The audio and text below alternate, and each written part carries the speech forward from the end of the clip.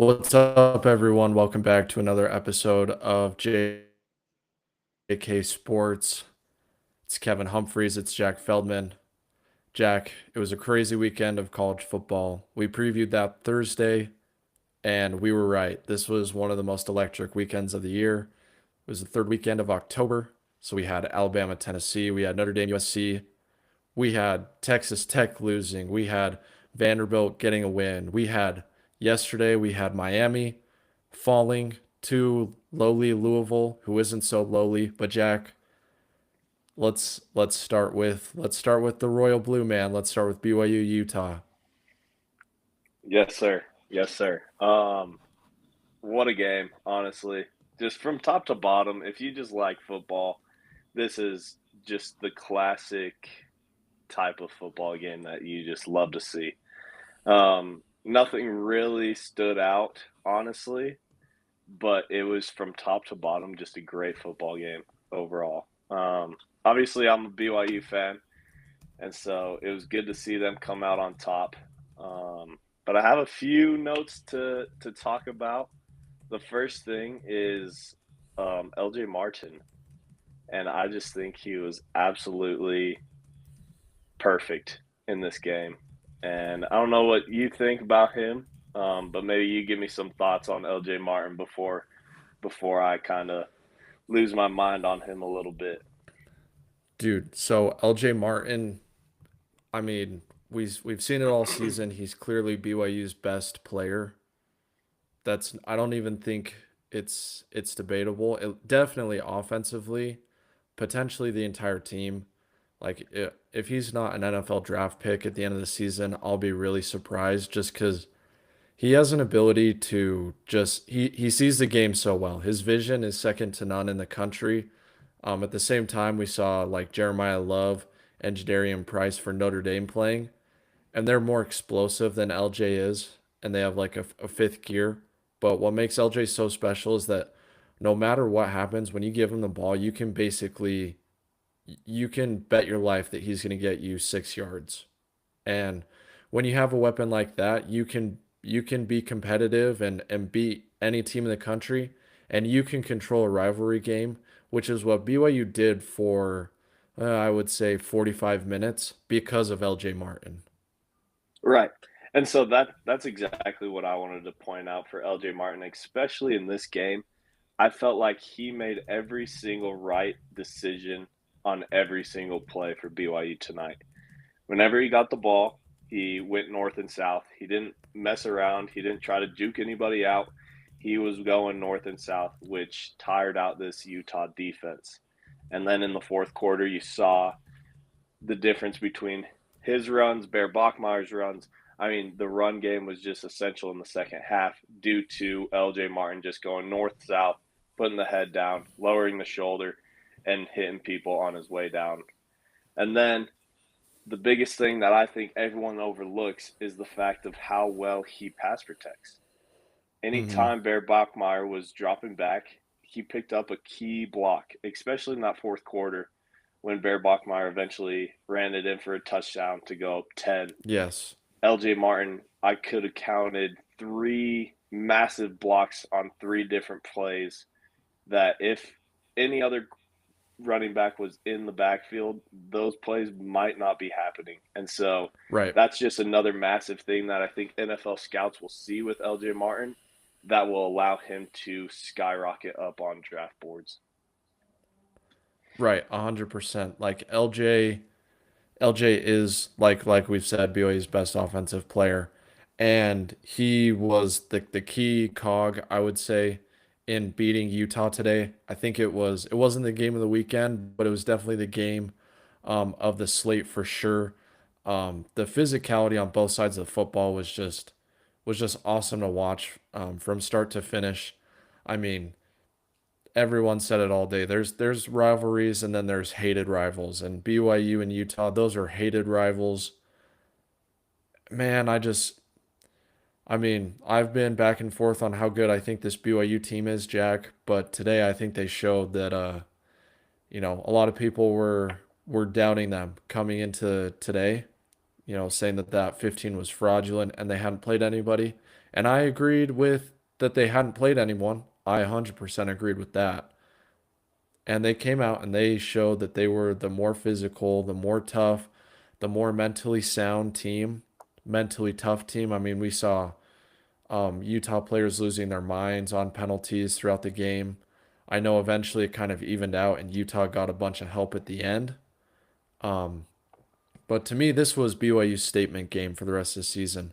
Obviously, you know, the Big 12 is wide open because of some other things that happened today. But Jack, outside of LJ Martin, what was your biggest takeaway from BYU's win against Utah? I got two other takeaways before I hit my finale, but um, the first thing is our defense is good. BYU's Yep. defense is really, really good, especially with Jack Kelly in. Because I Yep. saw a massive difference between them playing Arizona last week. They did not get to Noah Fafita probably like three times. This Right. game, BYU got to Dampier in the second half at will. Yeah. And so that's what I think the difference is with this defense is when they have Jack Kelly on the field, this defense is just something that you do not want any part of. And it all starts with that 100%. Jack Kelly, Isaiah Glasker, Nawasera, Yeah. Satuala. I mean, Oh, you can just keep going down the list. And every single hit, it's like a car crash out there. And so that's yep. the biggest takeaway I had is this defense, they're good. They fly around, but also when you get hit, you're going to feel it for the next Yeah. couple quarters. Oh, 100%. Uh, yeah. Like you said, they made Utah's offensive line that's been shoved down our third. It's been shoved down our throats all Mm-hmm. season about how good this Utah offensive line is, how good their tackles are. And Jack, I don't know about you, but I saw Spencer Fano in the fourth quarter getting completely worked by Mm-hmm. multiple guys. It was Jack Kelly sometimes, but it wasn't just Jack Kelly that was getting pressure on Dampier. Like Utah's offensive line, Utah ran for 200 yards. A lot of that was like Dampier scrambles and stuff. But like BYU, I thought this was the big concern coming into the game was would BYU's be able to dominate? Well, not dominate, but would BYU's defensive line be able to hold up against Utah's offensive line? And they did. They 100% held their own. And we saw that come into play on all the fourth down stops. Utah was one of four or one of five on fourth downs. Crazy that they just don't have a kicker, I guess, because I mean I think in a low scoring rivalry game you would have opted to take points multiple times. So obviously there just must have been zero trust in the kicker to even make any of like the short stuff inside the 20. Like that was crazy to me. BYU definitely, took advantage and got stops on fourth down. And, they albeit frustrating at times, they weren't able to handle jet sweeps for whatever reason. Just brutal. You can dive a little bit more into that. Yeah. I mean, that was my other takeaway. If you want the blueprint to beat Utah this year, it's they really have two things that work for them. It's the jet sweep and it's the QB run. If you're able to stop those two plays against Utah, you have a very high chance of beating this team this year because we saw it against Texas Tech. We saw it today. Dampier cannot throw the ball downfield. He has a Yep. very low percentage when he has to throw it 15 plus yards downfield. And even today, Especially not with play action. right, right. Like If like he's he's just he's good out of play action, but if he's just like straight drop back, he can't dice you up. no. And these passes today, they weren't even close. Yeah. Like there were quite a few downfield passes where he threw it 3 or 4 yards out of bounds, where Yep. he threw it 3 or 4 yards past the receiver. I mean, so that's the key to beat Utah this year is they probably ran like 15 jet sweeps. and Yeah, then they ran their quarterback 20 plus times between both their quarterbacks. And so right. if you're able to if you're able to hit Dampier and make him uncomfortable, start making him hurt, that's when you're going to get this Utah offense in a lot of trouble this year. 100%. Like we've seen, Utah kind of feels like you know, some people looked at them as the team to beat coming into the season. I never felt quite that way. I thought they'd be solid. But Utah showed that they're just not the offense just isn't good enough in in the big games. Like against Texas Tech, Texas Tech left the door wide open, and all they had to do was go on like one offensive drive, and they could have easily won that football game. Mhm. It got out of hand late, but that was more so just the wheels came off than it actually like Texas Tech actually just like dominating, right? Um, but yeah, like Devin Dampier puts up a lot of balls for grabs. Like we saw Tanner Wall come down with one. Mhm. We saw Trey Alexander almost come down with one at the end of the game that would have sealed it. The Utah tight end, I think that he was covering, just made a great play and took it from him. But like Dampier's gonna put him up for grabs, and there's not a whole lot of like consistency and precision, I would say, to their offense. BYU took advantage, like especially like Jay Hill, which there's going to be at least probably two more coaches fired tomorrow. Like there, a school would be crazy not to give Jay Hill a ginormous bag to come be their head football coach right now because look at what BYU's defense was 3 years ago. One of the worst in the country, couldn't stop anyone. Iowa State put up 45 points in 3 quarters on him a couple years ago. And now we just have NFL dudes everywhere.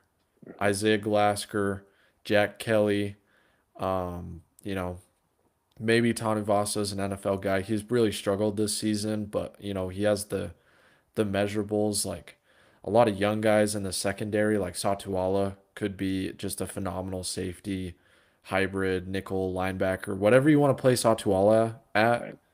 he can do it. Like he can do everything. Trey Alexander is a sophomore and he's starting for BYU. Like BYU just has dudes all over the field right now on defense. So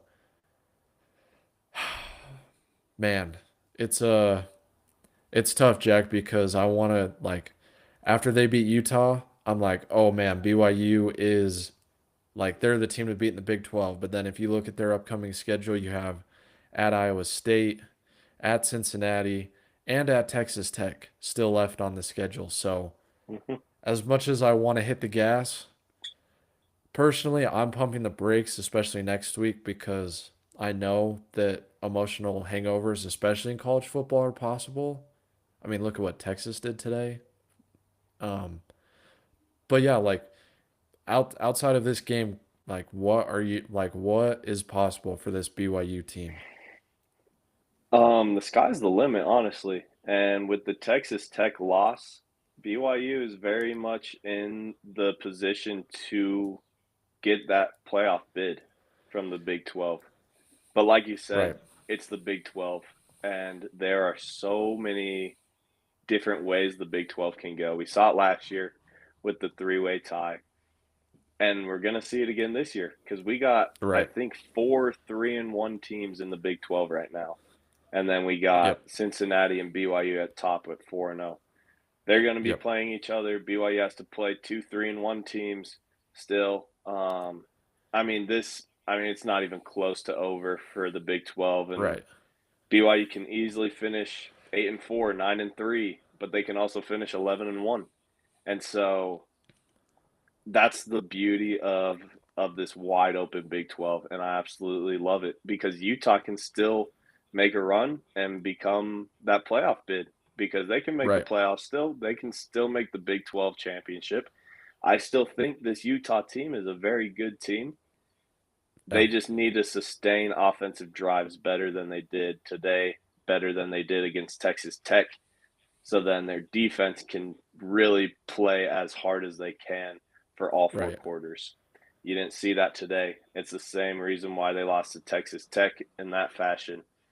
But my main point is the Big 12 is just wide open, and there's still 6 or 7 teams that can win this league, which is so fun. Right. You go through BYU schedule. It's at Iowa State, at Texas Tech, home versus TCU, who did have a win against Baylor today. They've struggled so far this season, but did have a nice win against the Bears today. And then you're on the road at Cincinnati, who's the other 4-0 team in the Big 12, and then home versus UCF. I mean, I think BYU realistically, if everything goes right, they finish 11-1, probably. I don't look at this BYU team and think that they've separated themselves from, and any of the top tier Big 12 teams. But like outside of, an occasional Bear Bachmeyer freshman moment, like they just never make mistakes. And so they're always going to be in football games. Um, but like I realistically see this team going 10-2. And, if as long as they come out on the right side of the tiebreakers, 10-2 easily has them in the Big 12 championship game. 11-1, there's no way they're not in, but 10-2, they're probably in. And, it's just crazy to see what Kalani Sitake is doing at BYU because, I mean, he's turned this program like what we saw today was just a culture win more than anything. Like BYU just wins with culture, like and it's a special culture. Obviously, we both graduated and are fans of BYU, so but it's just different. Like Kalani's a different dude than like any other head coach in college football, and it's awesome to see a guy like him have so much success. Right. I 100% agree with that. My one last takeaway from this game is consistency in play in reffing. I could not stand the fact that BYU or Utah would get a flag in one possession, and the next possession we see a near identical play happen and nothing's called. And then Right. in the fourth quarter, in the last drive, something even lesser happens and they throw a flag. And so all I ask is for just consistency from reffing. I don't care how you call it. I just want consistency. You If won't you let find that in the something Big go, 12. if you let something go one possession, let it go for the whole game. If you're going to call something, call it for the whole game. And so that's the most frustrating thing that I saw in today's game and just overall in college Right. sports. Obviously refs aren't going to be perfect, but it is frustrating for both fans. I'm not just saying this as a BYU fan. I 100% agree on the call that we had a few times on defense. We did hold, we did do everything that was called except for that last play. Yeah. But um I just want consistency all around, which they did do. I think they did a great job in this Utah BYU game, except for that last drive. But honestly, it didn't matter that Yeah. much. But all in all, Well, I mean, if you ask Kyle Whittingham, he would say that it was 6-0 after the first half. So, that's true. I'm sure Utah fans are drinking their sorrows away somehow tonight. Um, you know, whether they blame the refs or bad coaching or just having zero field goal kicker.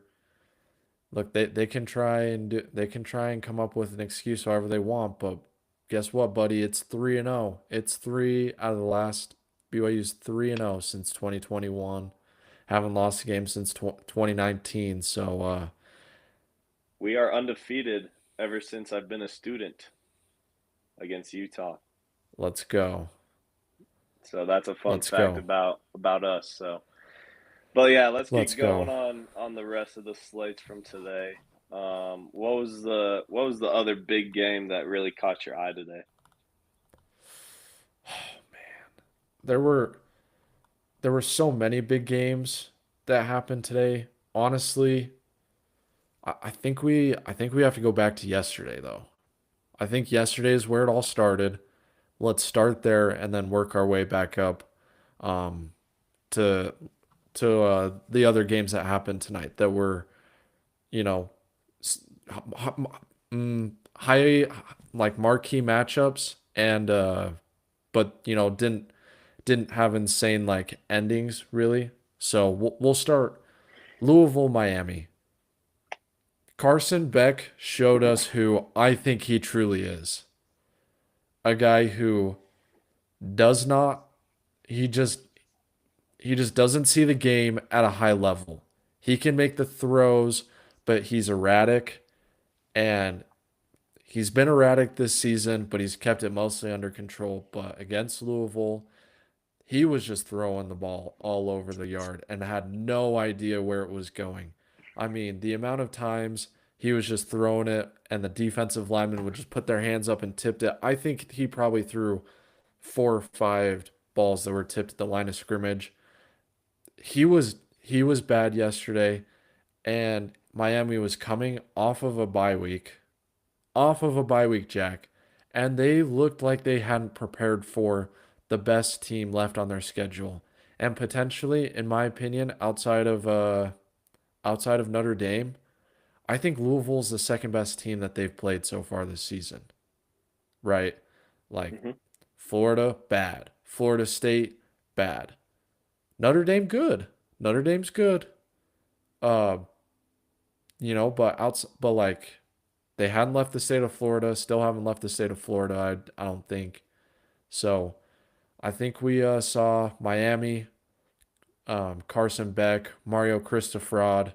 They showed us who their true colors were. That doesn't mean I think they won't, finish the ACC 11-1 or whatever. But I was waiting for this moment because it was too good to be true for Miami fans, and they were gonna let one slip. And I love that it happened to Jeff Brom because Jeff Brom is the most underrated coach in college football, Jack. He he made Purdue a winner. And we've seen how bad it's been at Purdue since he left and how bad it was at Purdue before he got there. Louisville, should have beat Virginia. They should be the front runner for the ACC. They're not. But like he can coach quarterbacks. I don't think Miller Moss is anything special. But like he coaches circles around every other coach in the country for the most part. The only reason his teams lose is because sometimes Miller Moss does really stupid stuff against Virginia and just is throwing picks like nobody's business. But man, Jeff Jeff Brom is like if there was a guy, obviously he's not like a high level like Power 5 like recruiter, I would say. But like if you're just an average P4 team and you need a coach to come in and make your team a 9-10 win season, Jeff Brom is at the top of the list. No, I definitely agree. The biggest takeaway I had from this game is really the same thing as how underlooked Louisville has been this year, but also the fact that anytime I think somebody is legit, they end up losing that week. That is my Right. takeaway because I've Right. said it about with like three other teams I've lost. The same week I Right. said that they're looking really good. And this is the same thing that Miami just did. And so I don't know how many more times I can just tell somebody that they're legit without having them lose. And I think Ohio State's time is coming because I've just been saying them for the last few weeks. So I think Ohio State's immune to it, unfortunately. hopefully they are because I want to be right about one of them. But yeah, the four interceptions are just inexcusable to a grad transfer. Yeah. He's been playing college ball for years. Like to throw four interceptions in the same game at home, it's just inexcusable. And even if Right. they won this game, they should not win that game, turning the Right. ball over four plus times. So that was my biggest takeaway is I mean, if you're throwing four picks, you're not gonna win against anybody. Yeah. Yeah. Also, quick note, Chris Bell, Louisville's wide receiver, was He's incredible. legit. He's big and fast. Like he caught that last touchdown ball and I was like, okay, he's gonna like, run it for like 10, 15 yards and get caught from behind. But apparently a guy that big can run that fast. Like I mean, he did the Chad Powers. He thought fast and ran fast. Uh it was incredible. I mean, that was one of my favorite plays of the entire weekend was his touchdown. And just to make a little parallel for you, Jack, I believe it was last year that Carson Beck had four Georgia had four turnovers against Ole Miss last season, and that was probably Carson Beck's worst performance Mhm. as a Bulldog, and it was just so fitting that it happened again this same weekend. So Yeah. love the parallel, love the simulation that we live in. As a staunch Carson Beck hater, my weekend got started off great. Um, another game we'll touch on that happened yesterday really quick. Apparently Nebraska just sucks.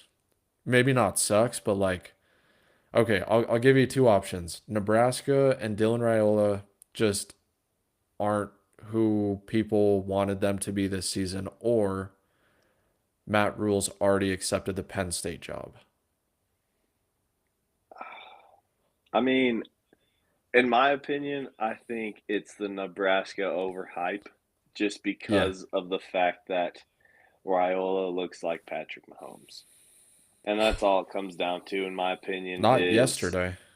right. Well, I'm just saying the look-alike. Yeah, Everybody no, no, thinks, no. oh, Nebraska's good because they got Patrick Mahomes Jr. Yeah, Just because they look the same. I mean, yeah, it's just crazy to me the fact of what narratives will put on people when in reality they're probably not that great. And so I think that's the real story behind Nebraska is maybe they're yeah. really not that good. They just have a look-alike to somebody that is one of the best quarterbacks to ever play this game. I don't think it's I mean he's super talented, obviously. Like you want to talk about like arm strength and arm angles and like just how big he is and like all of that. That's great. But like for most of this season, his average like air completion percentage or yards was, like 3 to like 4 yards a completion. So a lot of screens, a lot of the short like check down stuff. When he does air it out, you never know where it's going. He just he and he's not as bad as Jackson Arnold because no one's as bad as Jackson Arnold, and we'll get into that game in a minute. But he just sits in the pocket, has no pocket presence, and he'll just get sacked. And Mhm. especially like in situations where you can't get sacked. And especially in a day and age where like as long as you don't have a negative play, like you're probably gonna score like 30 points a game if you can just avoid negative plays. But he just has so many negative plays that they just outweigh the positives because they're just not on schedule. They scored 6 points against Minnesota, and their defense, which we've kind of figured out was a paper tiger before this weekend, like just gave up 24 points to Minnesota. It was never close. I turned it off halfway through and went to the gym because I saw everything I needed to see. It was a Right. team that looked like their head coach might be focused on a different school and a quarterback who, you know, sometimes I look at him and I'm like, man, he's going to be the consensus number one overall pick in 2 years. And at other times, I'm like, yeah, he's just not going to get drafted. Yeah.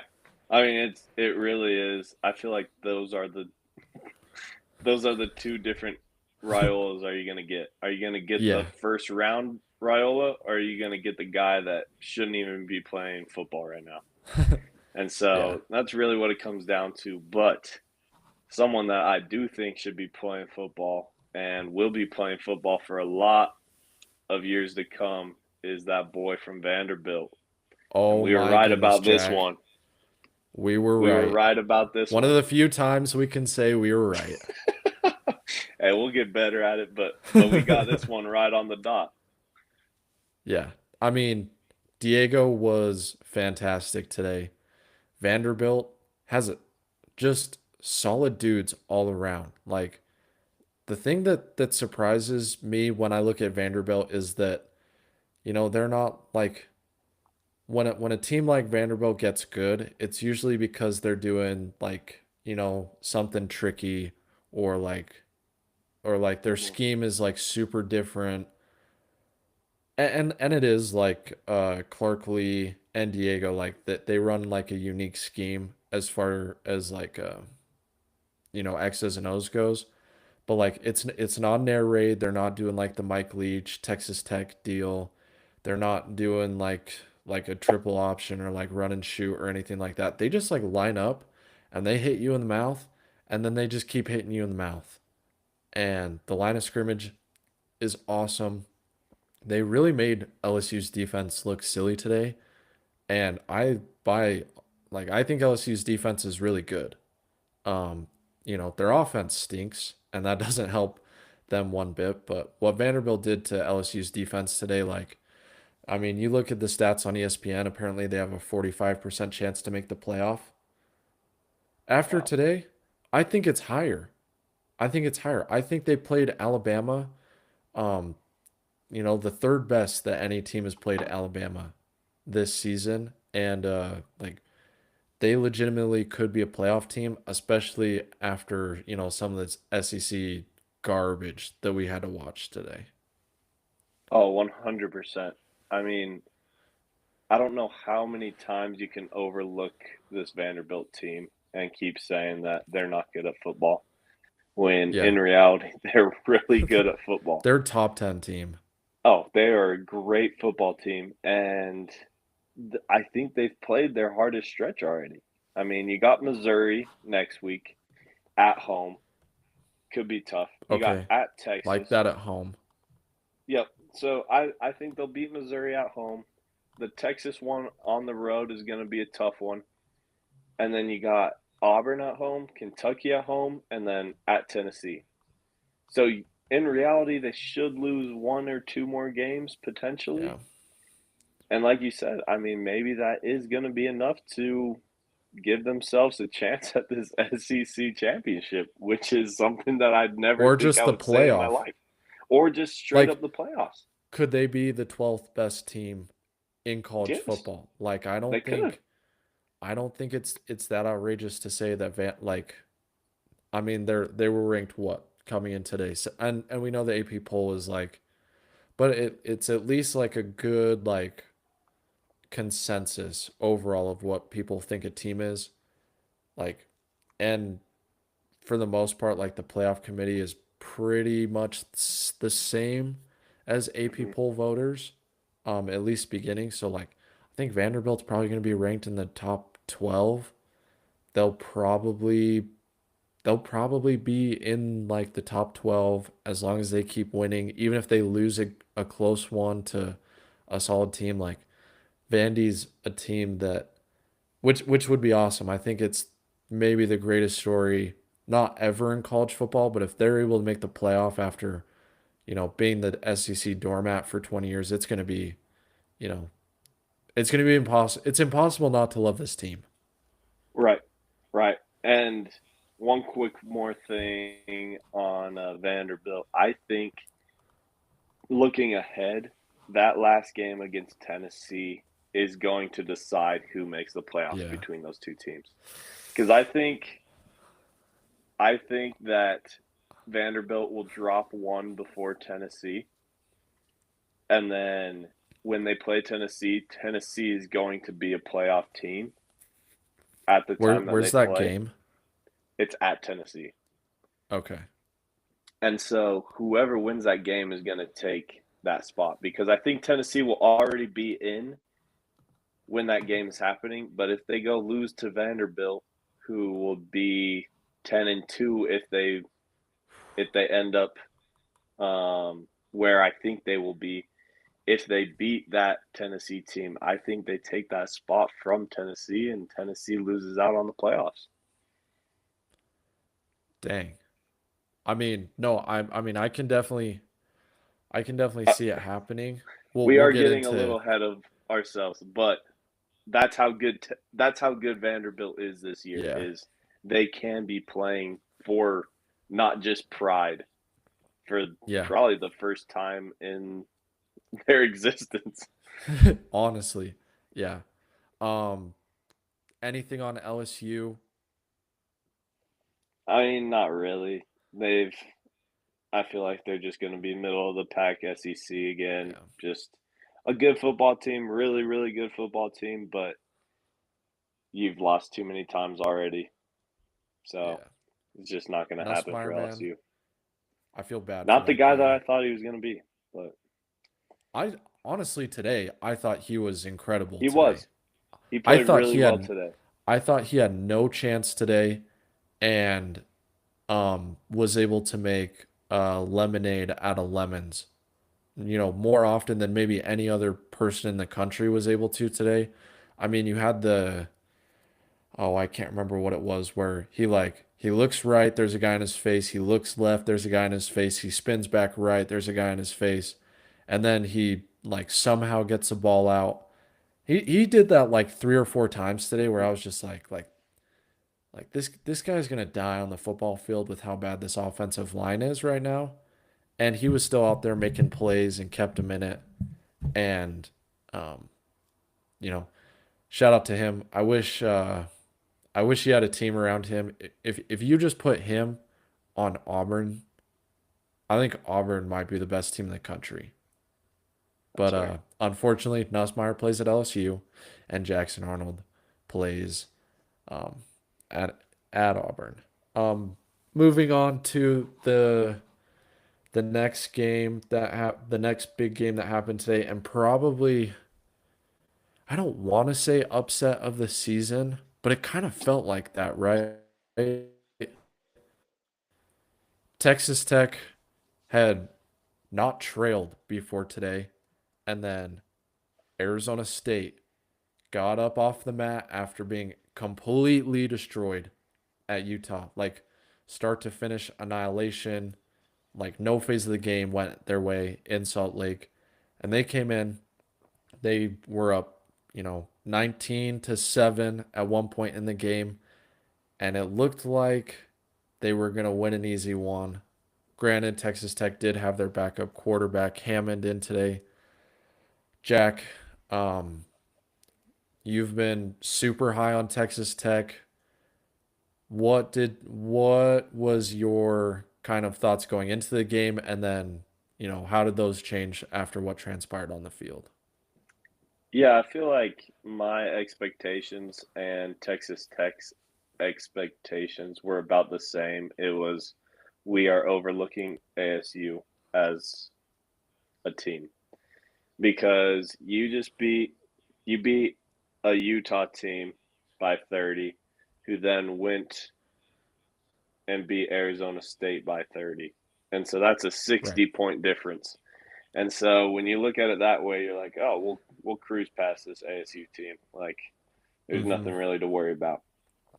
And then you realize that Sam Levitt is a really good quarterback that has a top receiver on his team in Jordan Right. Tyson. And so you can't blame Hammond being in because you've won games with Hammond before this season. And so he Mm-hmm. can't be the reason why you're saying, oh, that's why we lost. Right.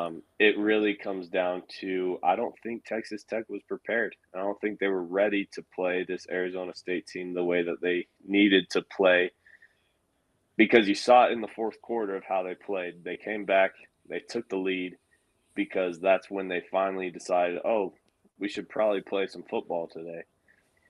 And you saw what Texas Tech could do, but it was just too late. It was too late for them to surge back against the ASU team that is very good and that is very still alive in this Big 12. Mm-hmm. And so that's really what it came down to for me in Texas Tech and why they ended up losing to this really good Arizona State team. Yeah. I think I agree with most of the points. I mean, Texas Tech, I just expected them to dominate lines of scrimmage.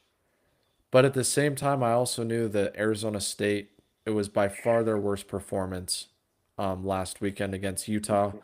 I knew they were better on the lines of scrimmage than they showed last weekend, which, as kind of a general rule, and what I'm trying to get better at is, taking every single performance that a team has and not just judging my entire opinion of them on their most recent performance.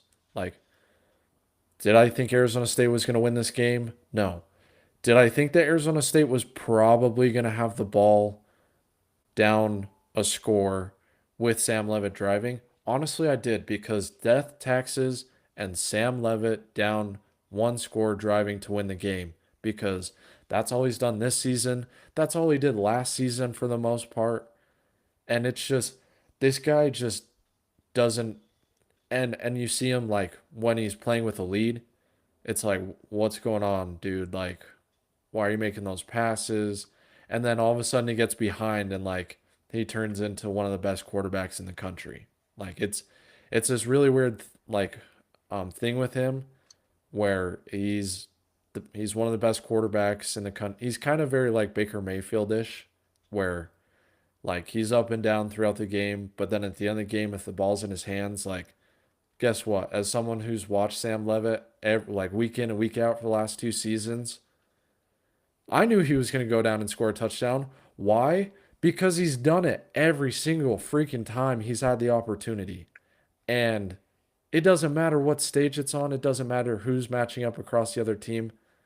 He it's Sam Levitt and obviously Jordan Tyson is the best draft eligible wide receiver in the country.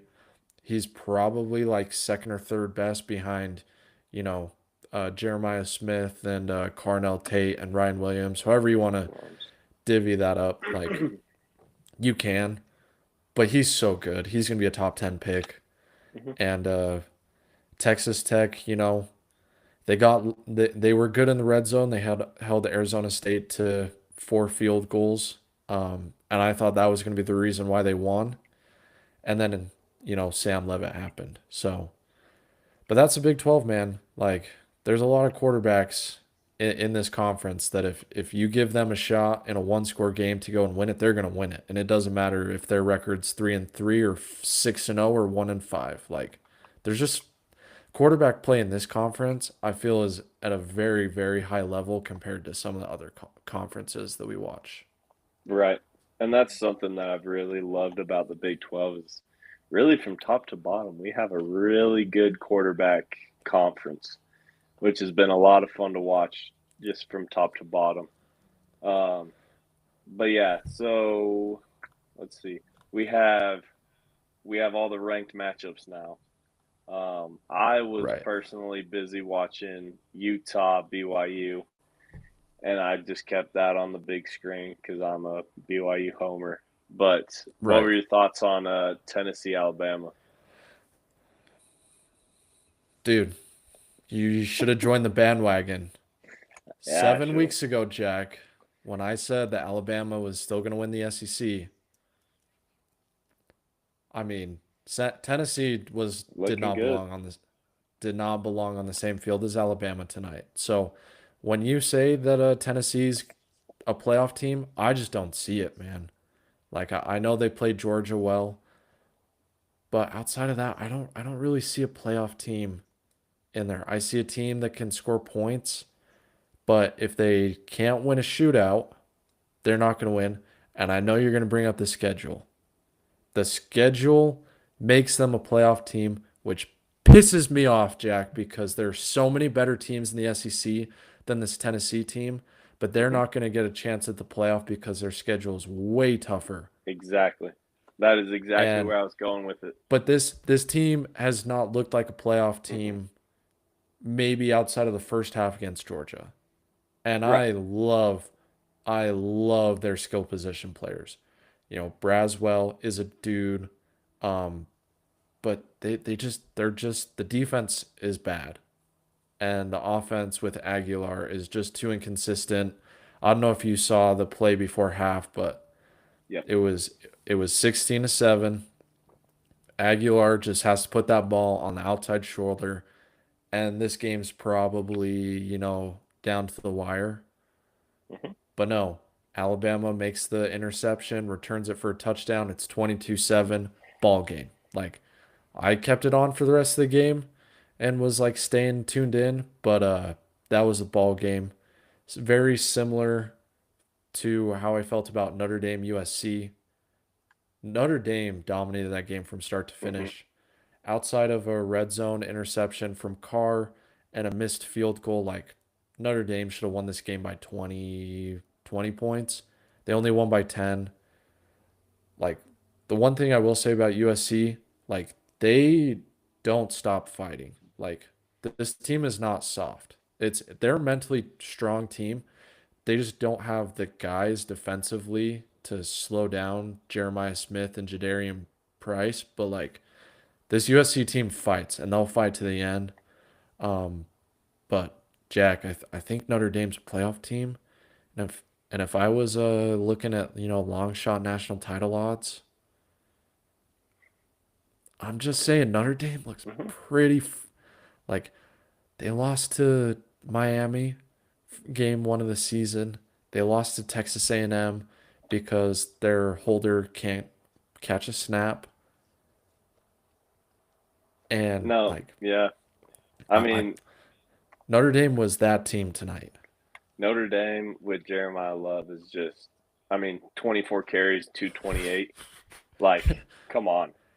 And This is, and and their second string running back had a bunch of carries too. Do you have his mhm. numbers up?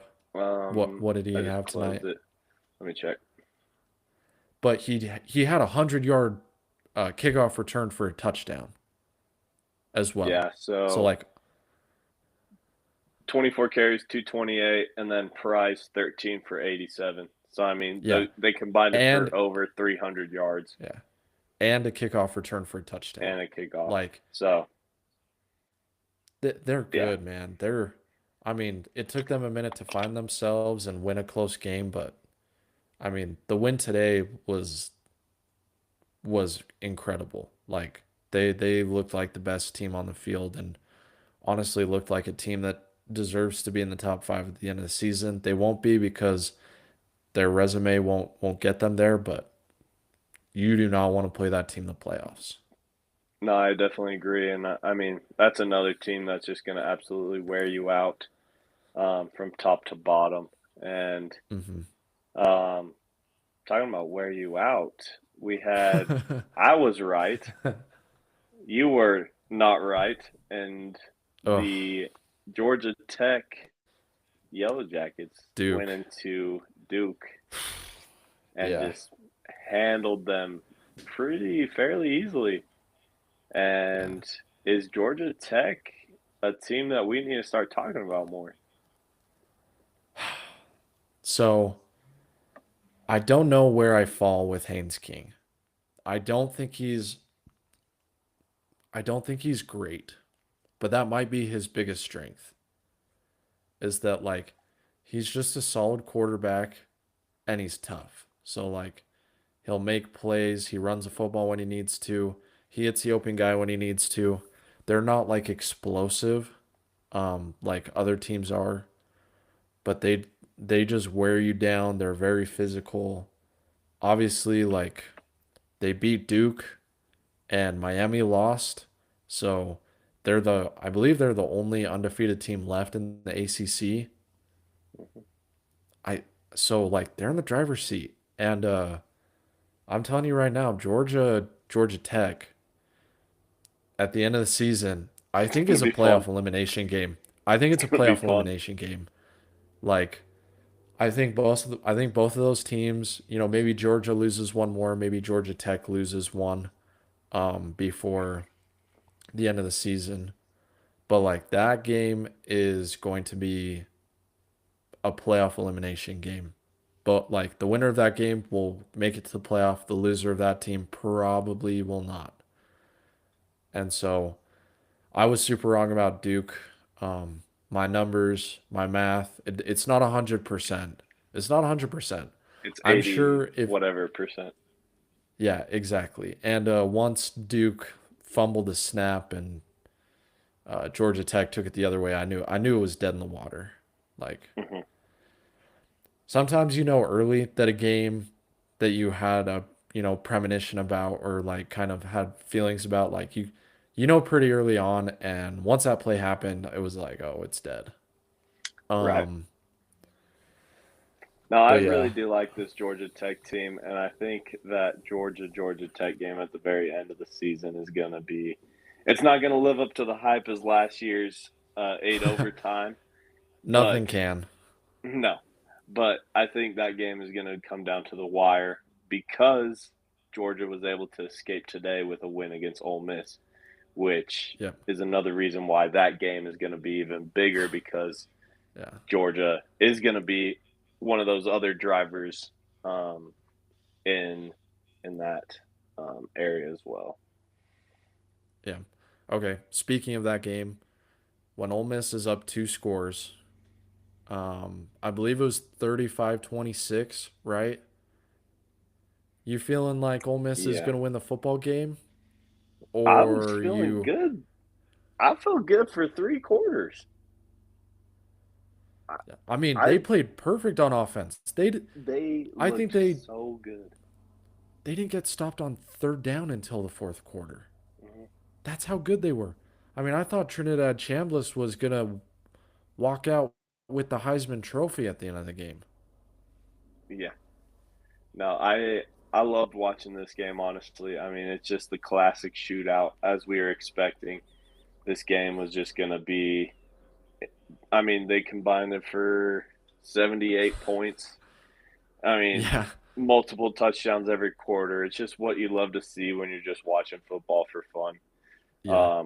Again, just Gunnar Stockton is just a great, really good quarterback. Yeah. 26 of 31 for nearly Yeah. 300 yards and 4 touchdowns. Just slinging the rock wherever he wanted to go.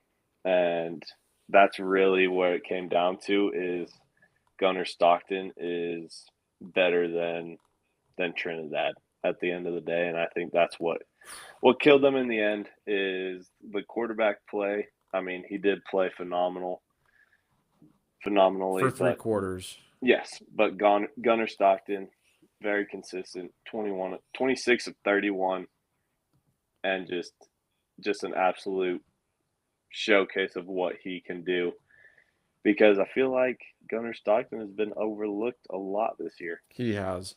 He has. And like I the other thing is I just think Ole Miss's defense is horrible. Like I legitimately think it's horrible. Um Georgia scored every single time they touched the football today. Not one Wow. time did Gunnar Stockton take a snap on a drive and not score points, except for at the end of the game when they kneeled it out, obviously.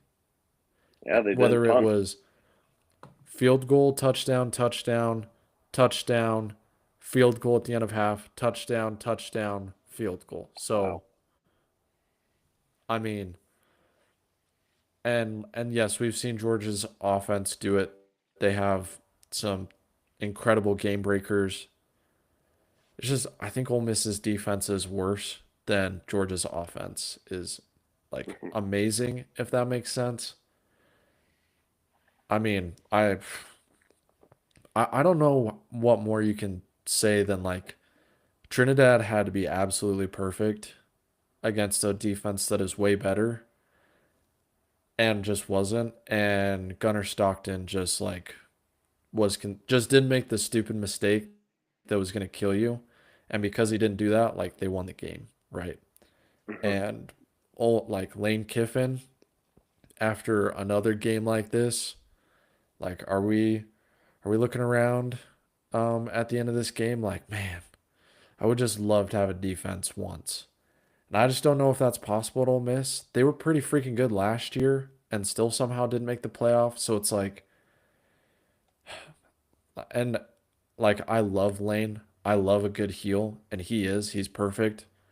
But it's just getting kind of same old with Lane, where it's like, okay, we know you're going to come out, you're going to score a lot of points, but ultimately you're going to lose to Alabama and Georgia at the end, and you're just never going to get above. Like you're just always going to be punching above your weight, and it's never going to go your way. Right. And that's what it feels like with this Ole Miss team.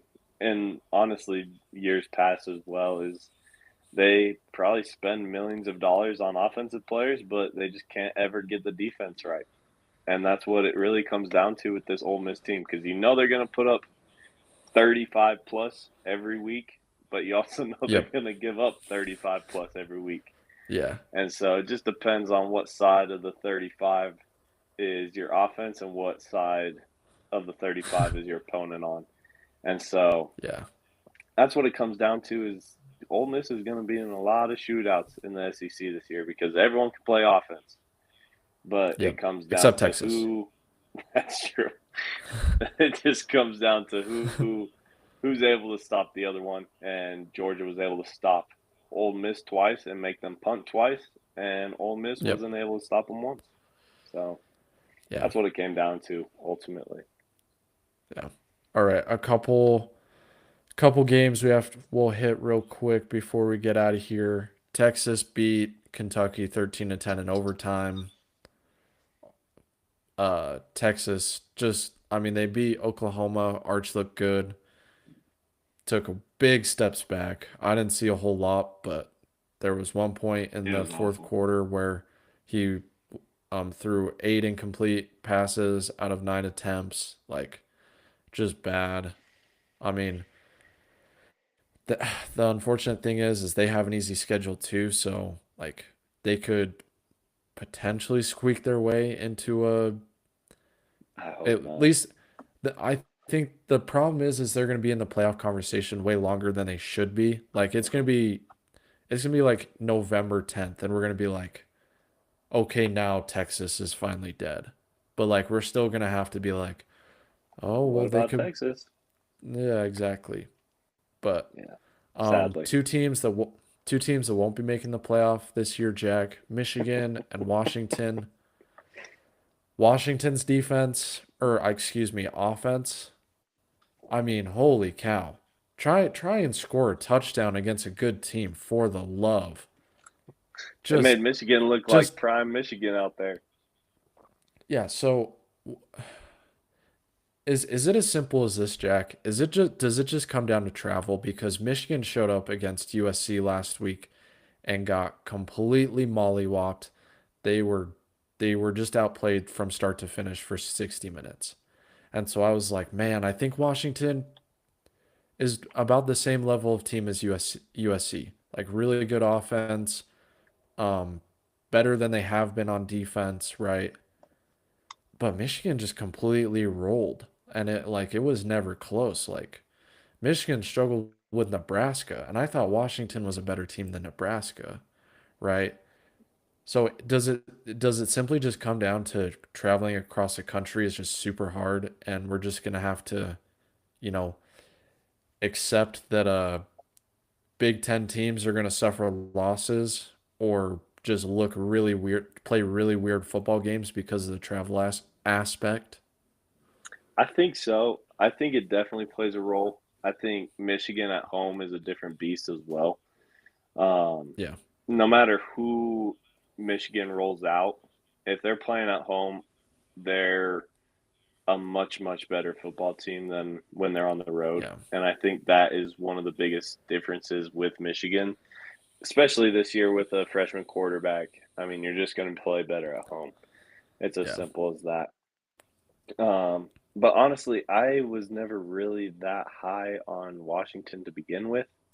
I thought Michigan was going to roll anyway, but to see that they struggled against teams that are probably around the same level as Washington on the road, and then you go and handle business against Washington, it was surprising, and I think that does play a very, very big factor, especially with that freshman quarterback and Bryce Underwood.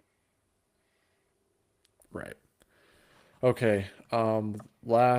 Last game that I want to get into, and I plan to leave this game for the very end because this game was freaking awful.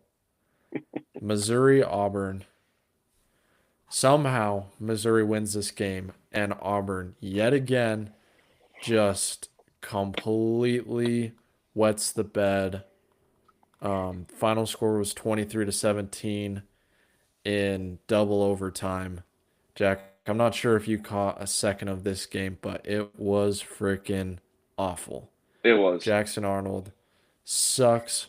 Auburn's field goal kicker went 1 for 4. 1 for 4, Jack. And guess what? I know. I read the Athletic article this year about how like he had like a debilitating like stomach illness Who and he cares? he can't keep on any weight. I don't know how you bench that guy, but I think you have to. I think you have to say, "Hey buddy, like you're inspiring, but you can't kick footballs for us anymore because you cost us a game. You probably cost us another game."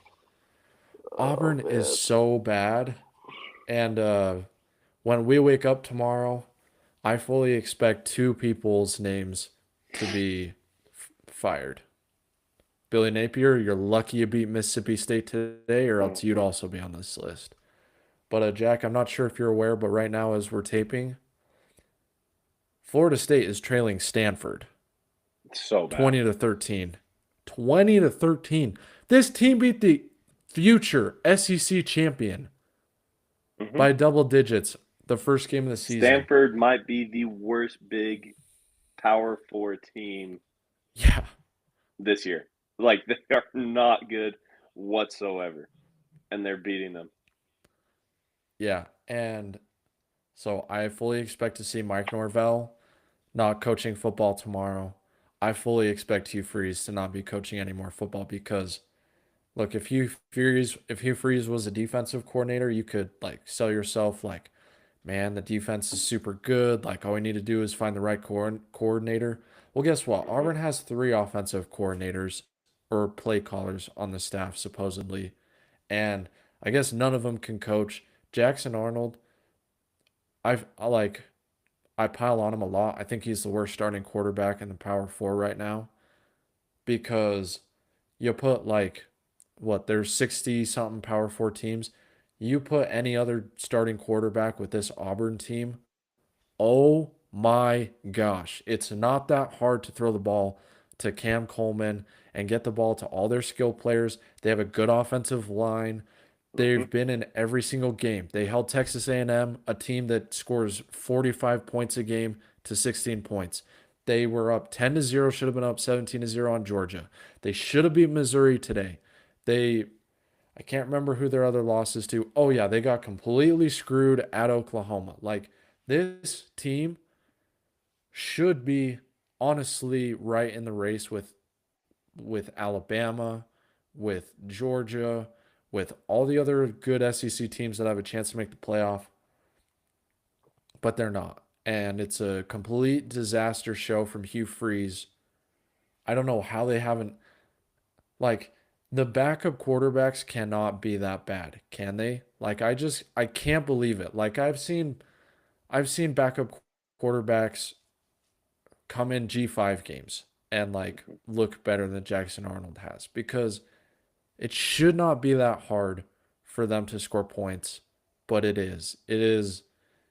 It's like watching trying to think of a good analogy, but it's late. It's like watching two someone fight with two dual swords or you know watching someone try and cut a potato with the dullest knife you can imagine. And guess what? You just keep cutting your own fingers when you do that. Like I can't think it whatever analogy you can think of, it is worse than that watching Auburn on offense.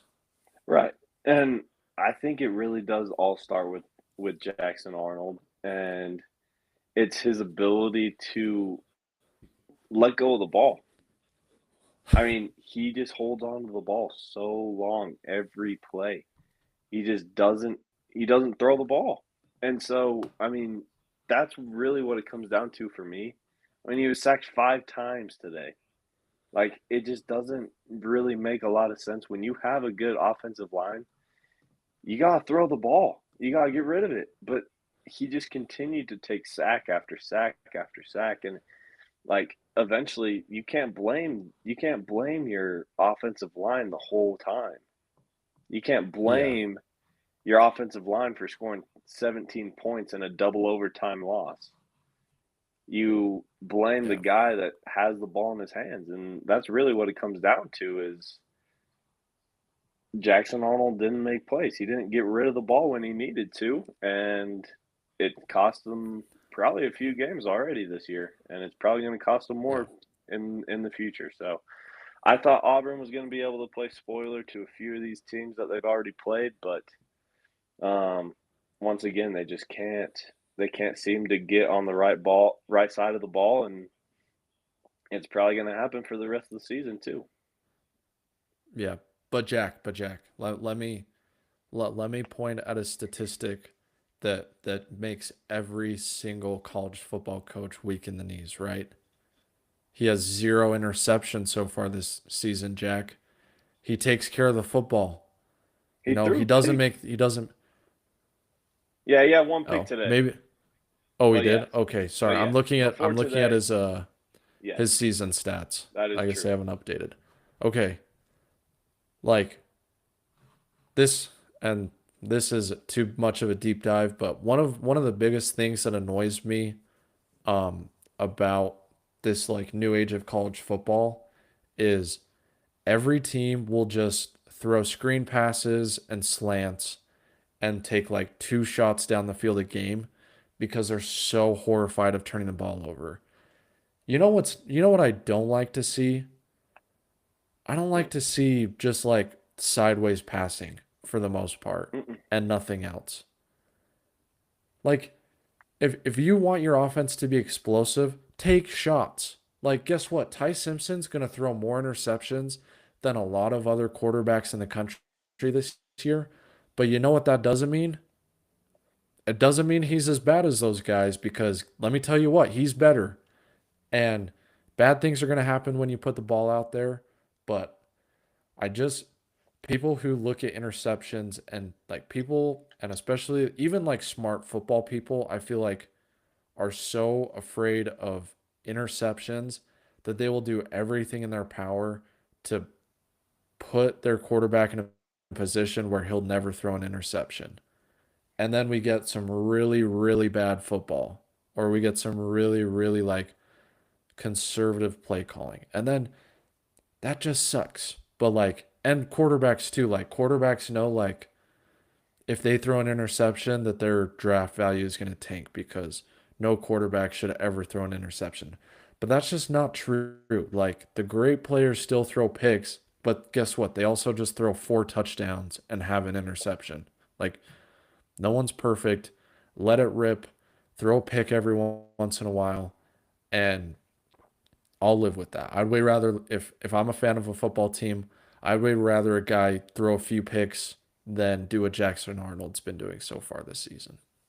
Yeah, I mean, you hit it right on the head. I mean, that's the beauty of sports. I mean, you're going to make mistakes. Everyone makes mistakes, and it's just how can I outweigh those mistakes with successes? And that's with Right. touchdowns, that's with big plays, that's with really everything else on the field. And yeah, maybe you're not making mistakes, but you're also not making big plays, which means you're not winning games. And that's what it comes Yeah. down to is if you don't make mistakes, cool. You're not giving extra opportunities to your team to the other team, but that also means you're not giving your team an opportunity to go score as well. Right. All right. Anything else before we get out of here? One quick thing, the Packers are saying Josh Jacobs might be hurt or might not play due to illness. So that gives you a little hope. And fantasy wise, go No. pick up Emmanuel Wilson just in case Josh Okay. Jacobs does not play. So there's your Yeah. quick hitter for the NFL tonight. But that's all I got. Jacoby Brissett tomorrow officially for the Cardinals. This is gonna be a fun one. Marvin Harrison's going to be healthy though. So, He's playing? yeah, he's playing. He got cleared. Wow. Did not know that. Yeah. So, Well, Yeah. shoot, So, yeah, you should be scared of I am. the 14 I'm points scared that of the. Jacoby Brissett and I'm scared of the all the balls that Marvin Harrison is gonna drop tomorrow. hey, you'll beat us by 14 without having to make fun of my baby boy. He's on my fantasy team, so I can make fun of him. He's on my team too. Yeah, very No, unfortunate. Trey McBride's gonna have a big game tomorrow. And a He loss, will. but he'll still have a big game. He All will. right. See you, Jack. Peace out, brother.